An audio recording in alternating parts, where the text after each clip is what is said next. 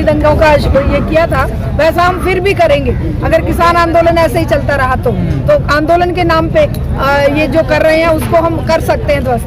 तो ये ऐसे गुंडे बदमाश लोग हैं जिनको अपने किए पर शर्म लिहाज और अपने ऊपर लानत भी नहीं भेजते हैं। ये इतने बेकसूर लोगों को दिल्ली दंगों में मरवा कर और आज भी ये सीना चौड़ा करके और उस बात को जायज ठहराने की कोशिश कर रहे हैं और हमारे किसान भाइयों को, हमारे जो आंदोलन कर रहे हैं, जो इन काले कानूनों के खिलाफ एकजुट होकर पूरे देश में, ऐसा नहीं है कि ये जो इनके कहे अनुसार हम ये कह दें कि भाई ये पंजाब हरियाणा उत्तर प्रदेश का ही आंदोलन है, ये पूरे देश का आंदोलन है। और ये बात इस बात से साबित होती है कि सरकार घबराई हुई है, इसलिए वो अपनी फौज तैयार कर रही है कि किस तरह से इस आंदोलन में लड़ाई झगड़ा मारपीट या एक दूसरे के खिलाफ इसको खड़ा किया जाए। लेकिन संजीव बालियान जा रहे हैं गांव-गांव में और खापों से मिल रहे हैं। हाँ, तो अपने जैसे लोगों से ही मिल रहे होंगे ना, सच्चे लोगों से तो आंख मिलाने की उनमें हिम्मत है नहीं।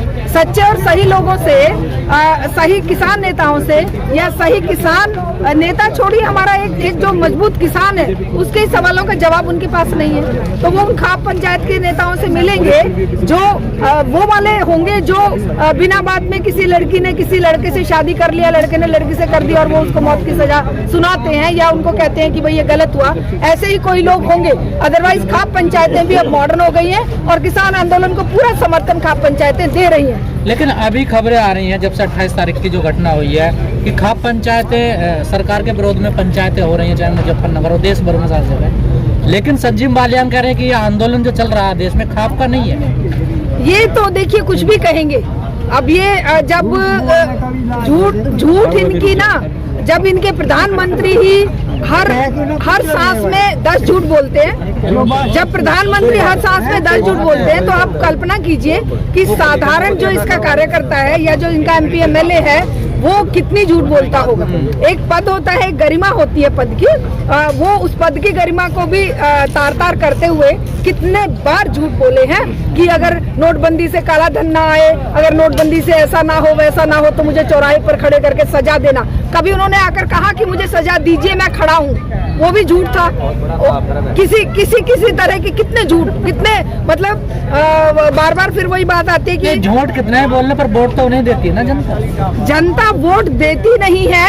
ये एक तरह का साजिश है और EVM का भी है। और साथ ही आप ये समझिए कि देश का शासन ये पार्टियां नहीं चलाती हैं, देश का शासन कॉर्पोरेट घराने चलाते हैं, पूंजीपति वर्ग चलाता है। उन्हें एक चेहरा चाहिए होता है जो भी उनसे ये वायदा कर ले कि हम ज्यादा से ज्यादा लोगों को बेवकूफ बनाने की, लूटने की एक कैपेसिटी रखते हैं और हम आपका पूरा ध्यान रखेंगे।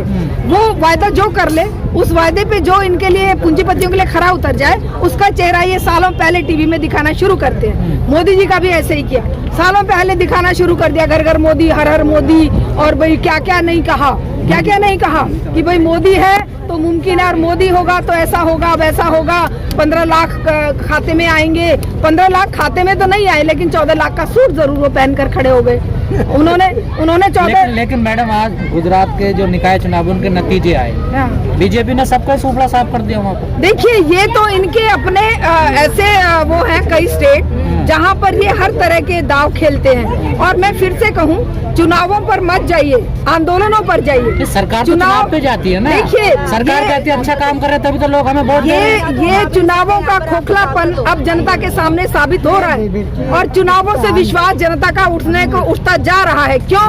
क्योंकि कभी EVM लाएंगे, कभी ये करते थे कि भाई बूथ लूट लिए, कभी ये करते थे फेक वोटिंग करवा दी, कभी अपने गुंडे बदमाशों को, दादाओं को छोड़ देते थे कि भाई तुम जाओ और उस बूथ कैप्चर करके वहाँ पर वोटिंग अपनी करवाना। तो चुनाव जो है एक खेल है और इस खेल से अब पर्दा उठ रहा है।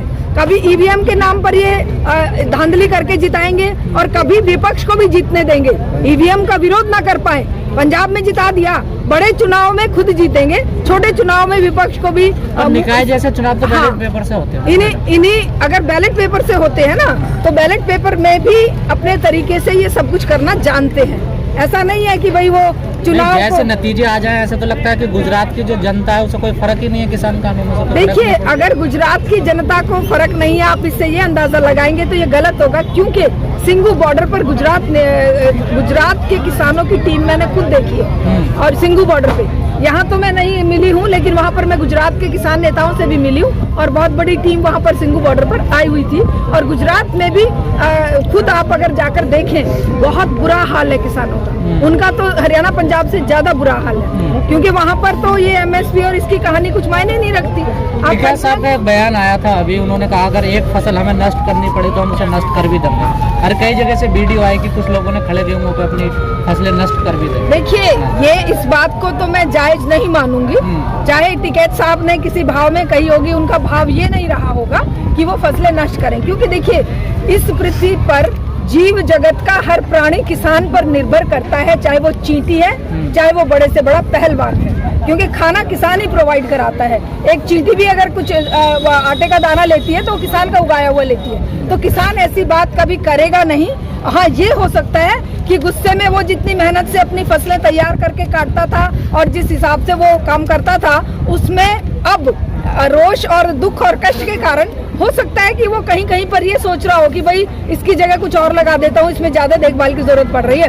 तो इसको हम एक जनरल ट्रेंड नहीं मानेंगे, ये जनरल ट्रेंड नहीं है, ये इक्का दुक्का ऐसी बातें हैं जहाँ गुस्से में किसान ने ये सोचकर कि भाई क्या करें, अब वो वहाँ पर आंदोलन भी देखना है और इधर भाई ये गेहूं को तो ज्यादा पानी की जरूरत है और बड़ी चीजों की जरूरत है, इसलिए चलो इसकी जगह हम जवार बो देंगे, जवार बिना किसी उसके हो जाएगी और पशुओं के लिए चारा हो जाएगा। लेकिन मैम, जैसे पश्चिमी उत्तर प्रदेश का माहौल है, जैसे संजीव बालियान जा रहे हैं, कुछ खा पे उन्हें बैठा भी रही है, कुछ उनका विरोध भी कर रही है, तो क्या 50-50 है मामला? नहीं, ये समझ लीजिए 90-10 हो सकता है, 10 हो सकता है उनका, बल्कि 90 से ऊपर ही हमारा किसान आंदोलन बुलंदियों पर है और पूरे देश में है। और पश्चिमी उत्तर प्रदेश की बात करिए, चाहे पूर्वी उत्तर प्रदेश की करिए, चाहे बंगाल, बिहार, उड़ीसा की करिए, चाहे आप राजस्थान और गुजरात की करिए, सब जगह पर किसानों के दिल में एक आग लग चुकी है कि पूरी जिंदगी हम क्या मजदूर से भी बदतर जीवन जिए। तो ये बात आप मत कहिए कि भाई 50-50, ये 90-10 का हो सकता है। चलिए ठीक है, ये तो ma'am. Press the bell icon on the YouTube app and never miss another update.